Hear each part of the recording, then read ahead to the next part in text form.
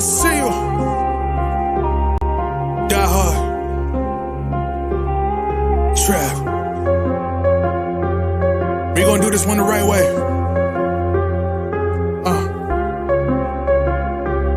We in here forever. Yeah. Die hard. Homie, die hard. You can check the swag, he the realest by far. Swimming in that blue and orange, he the lifeguard. Yeah, he been through pain, at least he got some nice scars. He can smell a trophy, yeah, he need it back to back. Represent himself, his own name is on his back.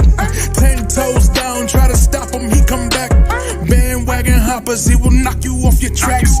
You ain't saying nothing, Nero been here from the start. He been working in the lab to take his team and make it art. See him going over film to help him build and make him smart. He will tell you how he feels because he's real and he got heart. He will never fade away, he will never change his face. Everybody picking faves and he's feeling out of place. Cause he is for the team and he always rep the squad. Like that Christmas movie, he gon' always die hard. City on my back. They ask me what's my name and it's on my back. I'm just speaking facts. We got big dreams, we ain't looking back. We be really die hard, yeah, that's a fact. We be really die hard, ain't no going back. Make the whole crowd rise like a thermostat. Fourth quarter, I'm the killer that's gonna murder that. Jesus Christ, man. What a roller coaster couple hours, guys, man. Yo, I mean, listen, I was gonna do a short intro just to like do, but I need to get my bearings together. I know I set up some talking points and stuff like that, and I'm gonna talk about this trade, obviously, from to get Mikal Bridges on the Knicks. My goodness, man, that's like a dream come true. Could you imagine as a kid, you know what I'm saying? Like you want to play at the highest levels of basketball. You did what you did in grade school. You did what you did in AAU. You did what you did in high school, and then you finally get that scholarship to college, and you meet a couple guys in college, and you win a championship at college, 2 of them, you know what I'm saying? Mikal Bridges, I believe, I'm not sure if he won 2 or not, but anyway, they won 2 in Villanova, with those with the Villanova Knicks guys, whatever, right? Not all of them were in the same team, but you get what I'm trying to say. And then, like you say, you wish you get to all you guys get to the NBA. Say, damn, man, wouldn't it be cool if we could all play for the same team one day? Oh man, that's crazy, blah blah blah. And I'm quite sure they've tried to do it other ways, whatever, but Josh Hart got traded a million times. Brunson was buried on the Dallas bench for a little while. Mikal Bridges went to Phoenix, and he did what he did over there. He thought that he was going to win something over there with the squad that they had there in Phoenix. They had a good run. But could you just imagine like in the off season, when they're out fishing or out doing whatever they do, and hanging out, because they're best friends. All these guys hang out with each other. They're godparents and shit like that. Best man at their weddings and whatever. And then for those dreams and those little conversations to happen, and then they do a podcast together. They end up doing a podcast together, but outside of the podcast, I don't even know why I thought of that, but I'm just like, it's just a dream, man. What a dream, that play professional basketball for the New York Knicks at the highest level. Everybody's successful and they all doing it together. It's amazing, man. Amazing. But yeah, man, it's a lot to unpack with this stuff here, man. But let me just say what's up to you guys, man, because listen, you want to talk about, like, because I started this podcast, you see the 18 in the back, Die Hard Eru 18. I started it in 2018. I wasn't doing YouTube then. I was doing audio podcasts. I was doing blogging a little bit before that, message boards and that type of thing, and then just graduated to this stuff, man. But we've been at this for years. I've been a Knicks fan literally my whole life. I don't remember not being a Knicks fan. I remember listening to the Knicks on the radio, just dreaming about the day that the Knicks will be good enough to win the championship. Like I witnessed Patrick Ewing get drafted. I witnessed the lottery. I witnessed him get drafted. I witnessed the growing pains. 1989 was my year when I finally got like clairvoyant, if you want to say, when it comes to Knicks and stuff like that. They traded Rod Strickland, and I kind of opened the floodgates to my, to wanting more knowledge and why things happen in the NBA and stuff like that. Started reading the box scores and stuff like that. So I mean, just the dream to finally win a championship. I know Ewing had 13 years in the playoffs and this, that, and the other, but like in the back of your mind, even though the Knicks were good, man, you just know the Knicks just did not have enough firepower, to get to the promised land. Just Ewing by himself. They kept trying to bring guys in there to help Ewing out. It just wasn't working. And always end up with Ewing by himself taking the shot and missing the shot, or just coming up short. It is what it is. When Ewing finally got enough firepower, he was old. So it's just crazy. 13 years is a long time, man. Like, I tell people that all the time. From 8 years old, you were talking about 8 years old, when he first started to really win. That's how old I was, and then add 13 years to that. You're talking about I had my first kid by that time. So this life is a blur. A lot of stuff could happen. A lot of memories that you can make and stuff. I think the younger generation just don't get it, man. Everything is just, the phone is out. They're trying to, record the moments like it's never going to happen before, like nothing's ever happened before to them, because it hasn't, to tell you the truth. I have kids. For anybody that has kids, when something happens to them, it literally is the first time that it happened to them. So when people get upset, like, yo, why you ate all those Skittles? Because they never had Skittles before, and they realize Skittles is delicious, and they had to eat the whole thing. Or whatever. Kids are curious because they never experienced this. So even like this championship thing, a lot of these young fans out here, even in their 20s and 30s, have never even experienced the Ewing era.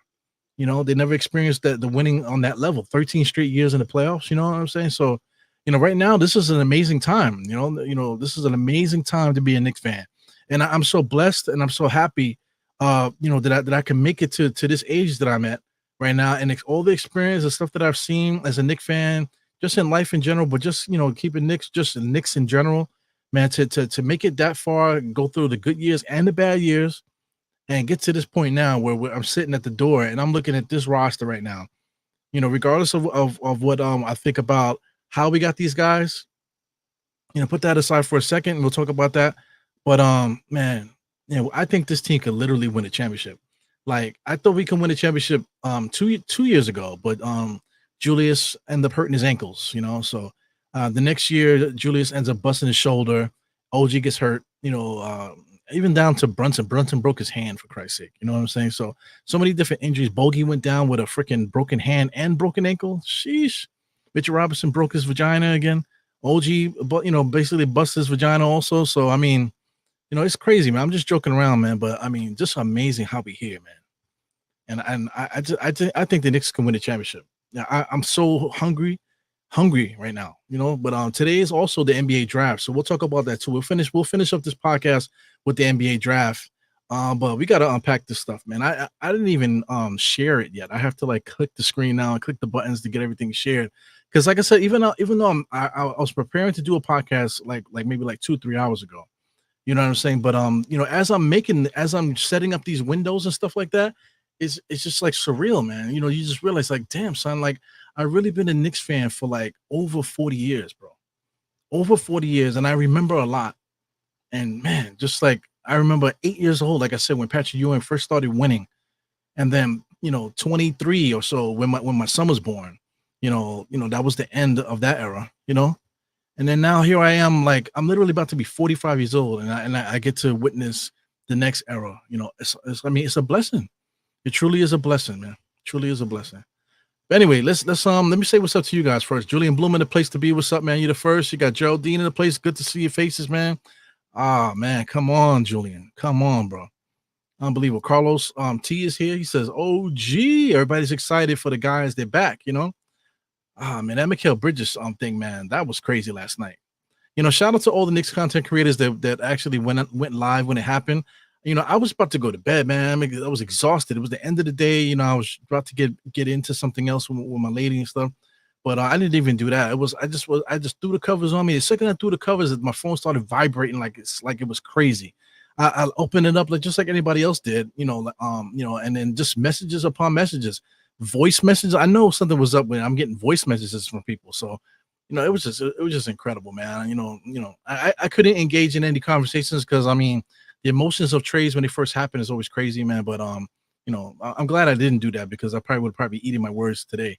But salute to I am Jarrell in the place, man. Always salute to the diehards. We got Deron Wayne, salute. He's saluting everybody. We got Cisco in the place. Salute. Elijah Moore, what up? Chaplo, doing the work there. Yeah. Danielberry Sports is late, man. What's up, man? We got Bobby Santiago.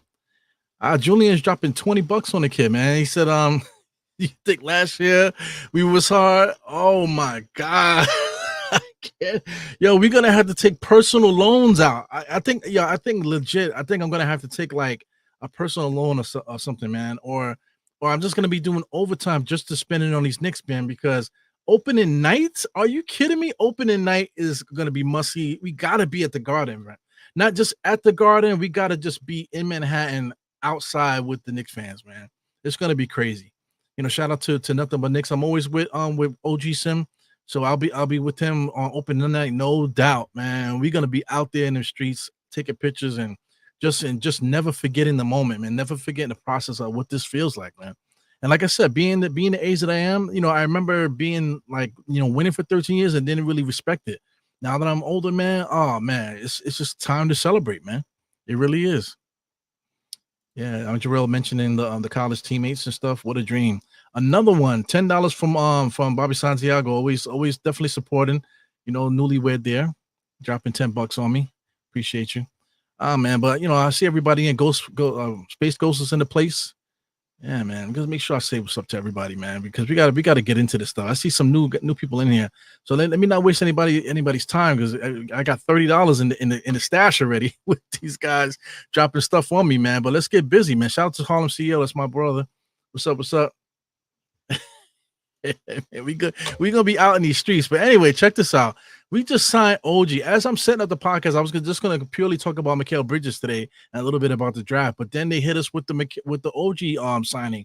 So I mean, just on paper, without even thinking about the money, man.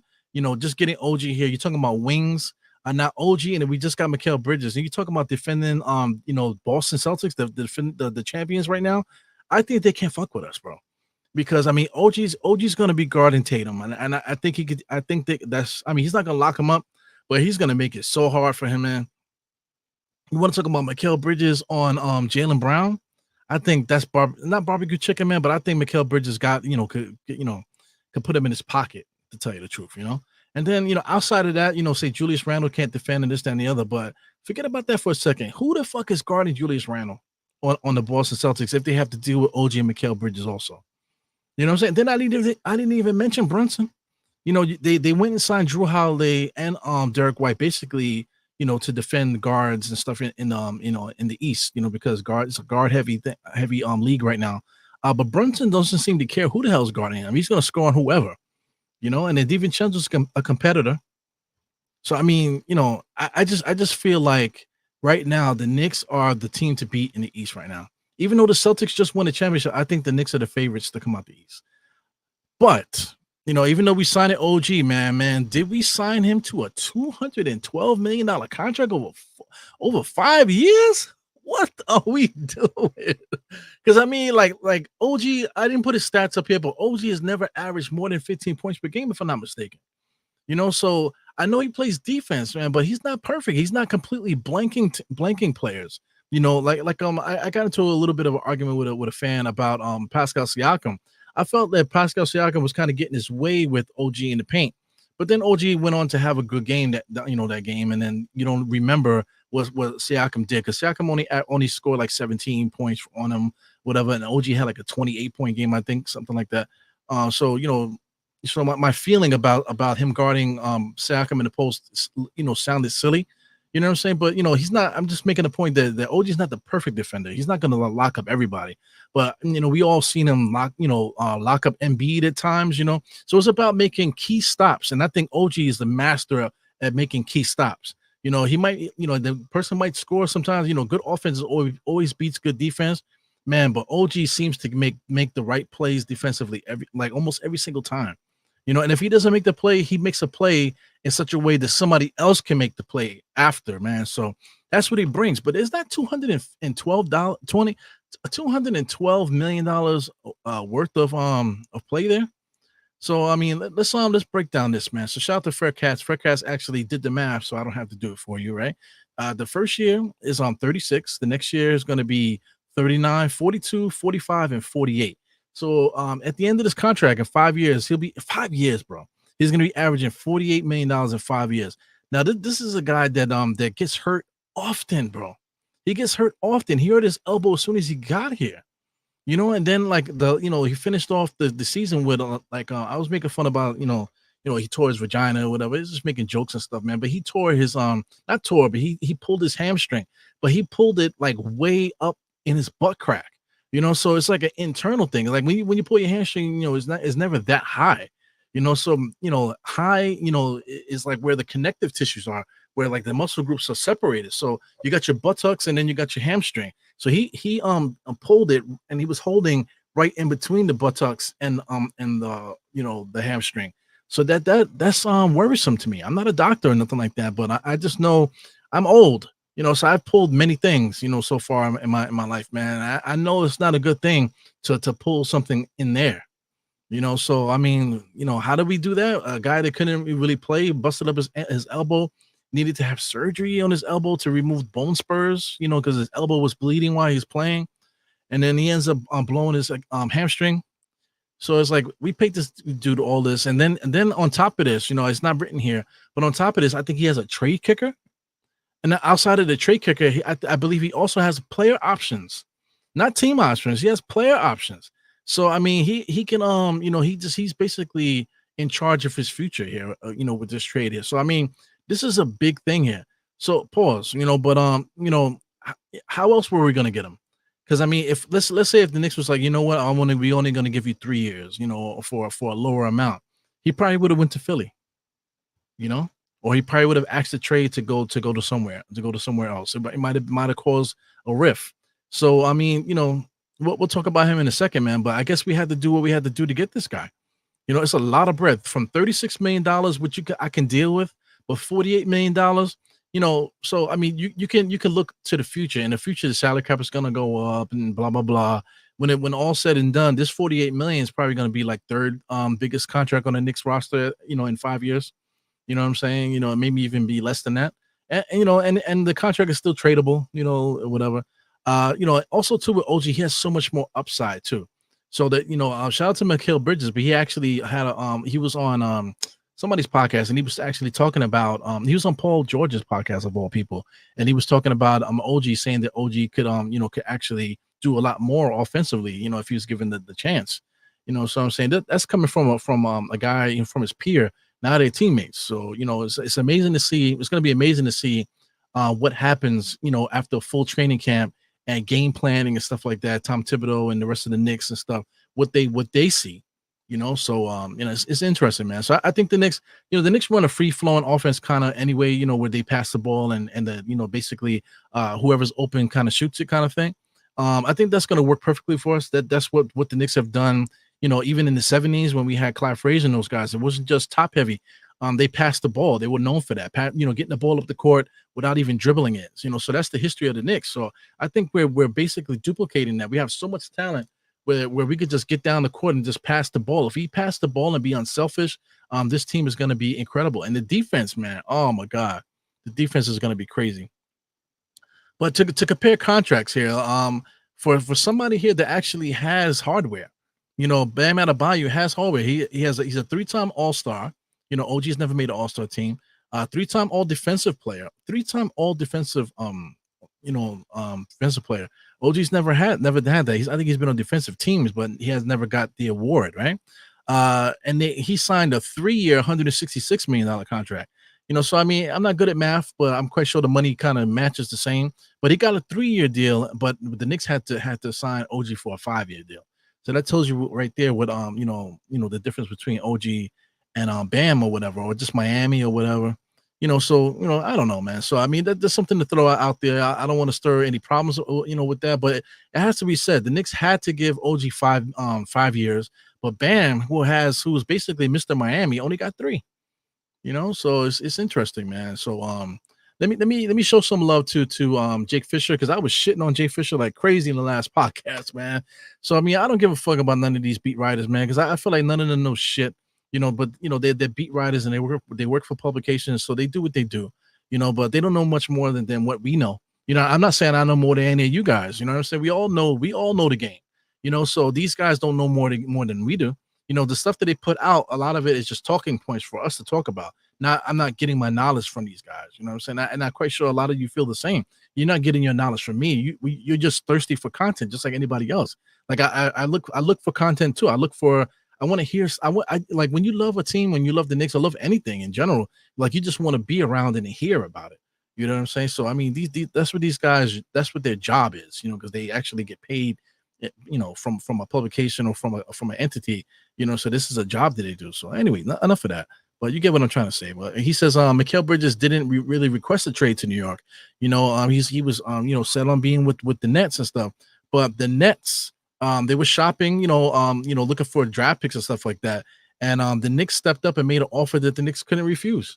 You know what I'm saying? So he's not the only one saying that. A couple other beat writers are saying it too.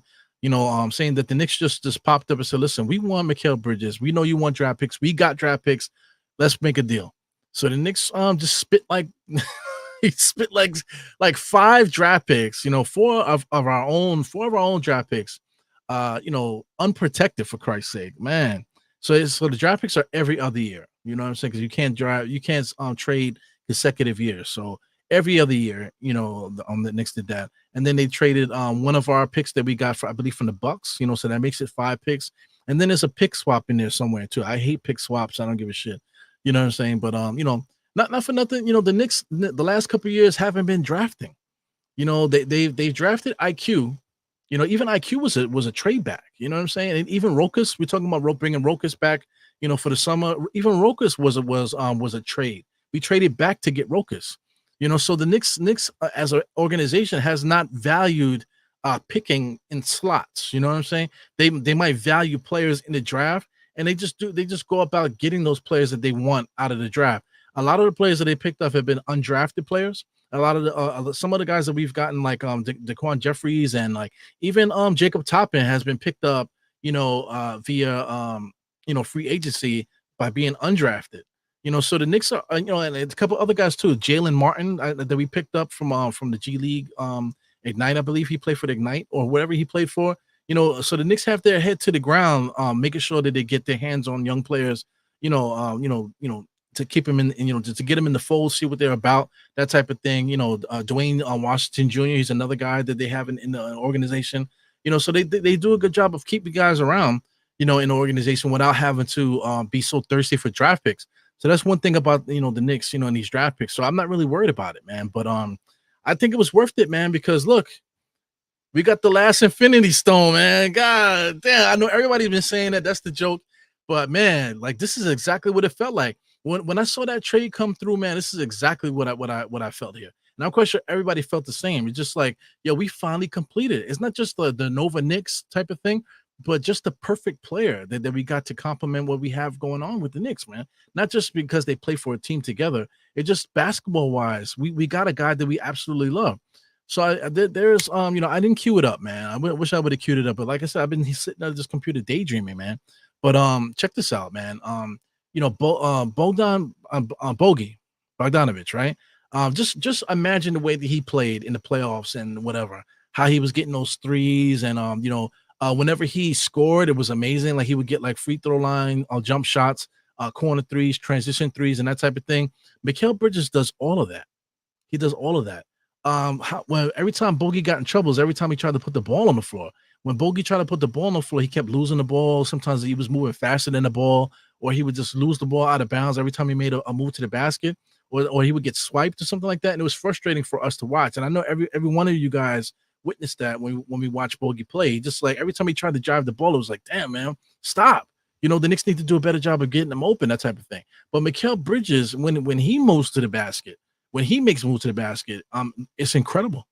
The dude does a really good job of sliding with the Euro steps and just his long arms sweeping around, up and unders. And, he just has a very good knack to use his long arms to get shots over people. Plus his first step is pretty good, and his defense is incredible. He locks people up.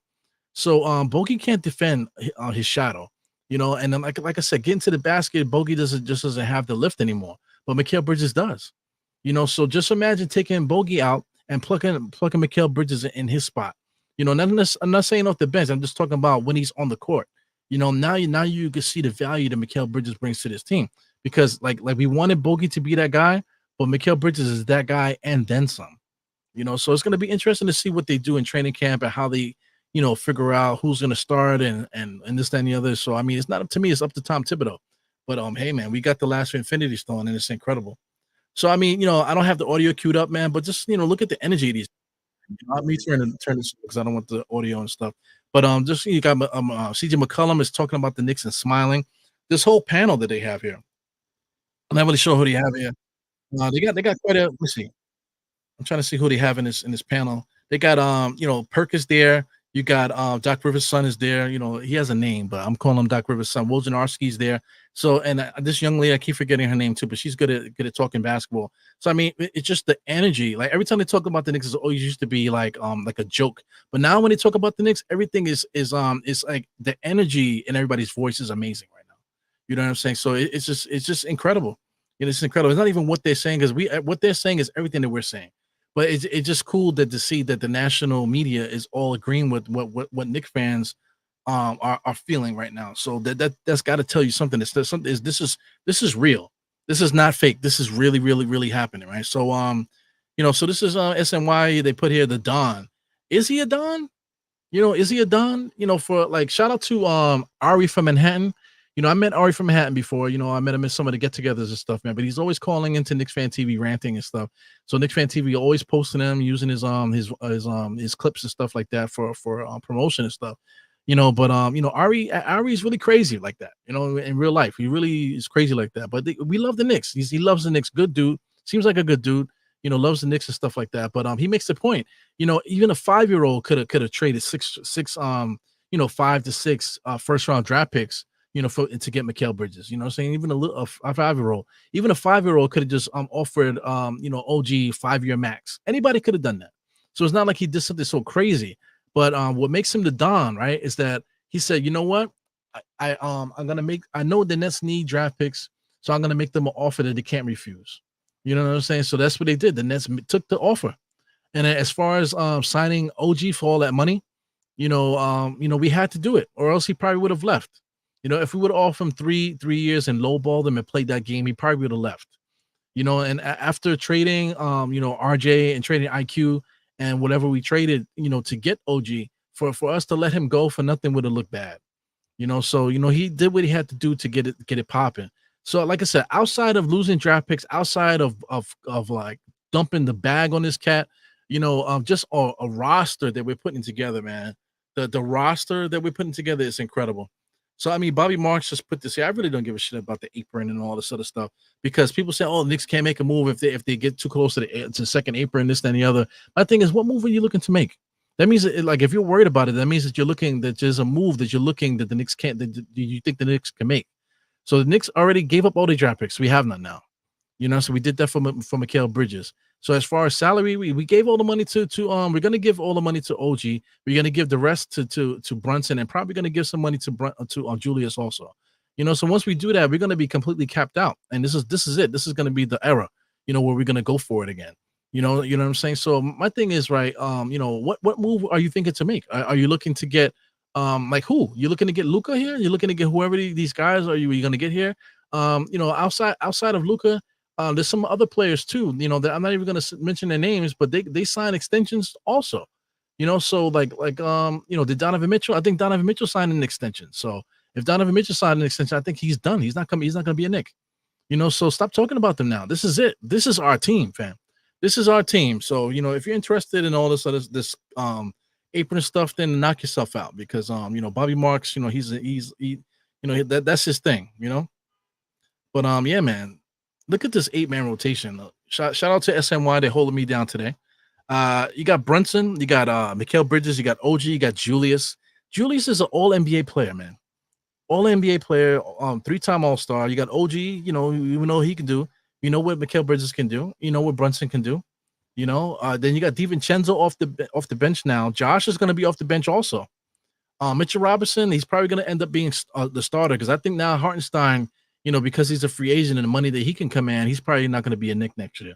Just for financial reasons, man. We're gonna be capped out as it is, but I don't think Hartenstein is gonna follow suit. I just don't think so. So Mitchell Robinson is probably gonna end up being our starting center again. And then we had locked down Miles McBride last year. So this is our 8-man rotation. And on top of that, there's other players that we could get in the mix too. We still have room to get other players, via on a mid-level exemption. I believe we can still use the mid-level at this moment.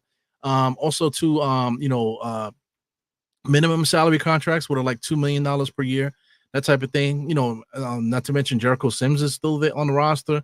So we have talent on this roster all up and down, man. Not just 8. This is a good 8-man rotation, but we still got a few other players that we could bring in, man. So it's amazing. It's amazing what we're talking about here. So shout out to Julian. Julian was talking about how we're gonna pull up to the Garden, man. Somebody posted this, man. This is Josiah Johnson or Hosea Johnson here. Maybe show him love here. They got 270,000 followers on Twitter here. He's executive producer and host of also, I mean, this is the dude, this is what's the name, Johnson's son here. You know what I'm saying? So he's the executive producer, host of Gilbert Arenas show, the Underdog Fantasy, and all this.